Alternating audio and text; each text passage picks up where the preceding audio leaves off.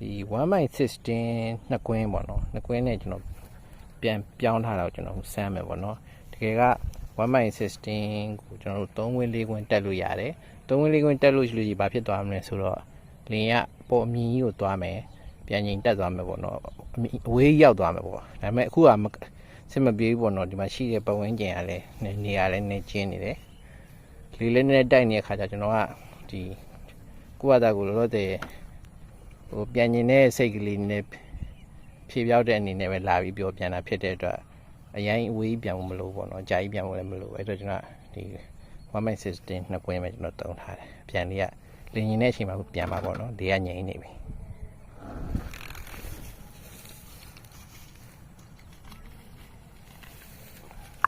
အေးအဲ့ကောင်ကကိုက်ပြဿနာတက်ဒီကောင်ကတော့လိုက်ဖမ်းနေရ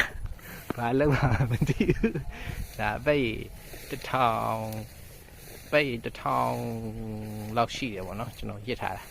ပဲ1000ဆိုပေမဲ့ဟေးဟေ့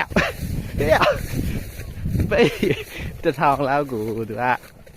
ဟေ့ပဲ1000လောက်ကိုသူကဒီအပင်နေတဲ့အခါကျတော့သူ့ရဲ့လိန်အားနေပြီးတော့သူကအမြင်ကြီးမတက်တာပေါ့နော်အမှန်ဆိုမြင်သွားတယ်ကြာကြီးပြန်တယ်သူကကျွန်တော်မော်တာလိုပေါ့မော်တာအကောင်သေးလုံးသုံးထားတယ်လို့ပေါ့ရမ်းမကြောက်ဘူးပေါ့နော်ဒါပေမဲ့ကောင်းကောင်းလေးပြန်နိုင်တယ်ပေါ့အဲ့တော့အဲ့ကောင်ကဒီနောက်လိုက်ကြိုက်မလို့ဒီကောင်ကစောင့်နေတာတော့ဆိုးတယ်ကောင်လူ့ဝဲမောင်းတယ်စောစောလေးလင်းဒီကိုအတင်းထိုးပြီးပြေးဝင်လာလို့ချထားတာတင်းတားလိုက်ကကောင်တော်တော်မဆိုးပဲ